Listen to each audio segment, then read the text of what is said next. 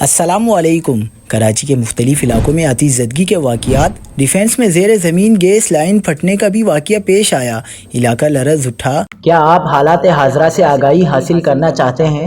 خبر کے پیچھے چھپے اصل حقائق جاننا چاہتے ہیں تو ابھی سبسکرائب کیجئے جلمل پاکستان کو اور ساتھ ہی گھنٹی کے نشان پر کلک کر دیں۔ آپ کو بتاتے چلیں کہ کراچی میں ڈی ایچ اے فیز 7 کے علاقے شہر کمرشل کے قریب زیر زمین سوئی گیس لائن پھٹ گئی۔ ترجمان ریسکیو 11/22 کے مطابق اطلاع ملتے ہی سینٹرل کمانڈ اینڈ کنٹرول سے fire and rescue team, ambulance اور فائر بریگیڈ ٹرک کو روانہ کر دیا گیا۔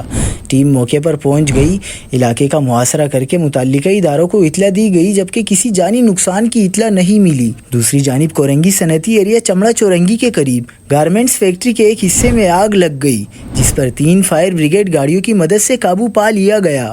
حکام کے مطابق کولنگ کا عمل کرنے کے بعد آتش زدگی کی وجوہات کا جائزہ لیا جائے گا۔ علاوہ ایزی ملیر ٹنکی کے قریب ایک گھر میں آگ بھڑک اٹھی، جس پر فائر بریگیڈ کی ایک گاڑی نے فوری کارروائی کرتے ہوئے قابو پا لیا۔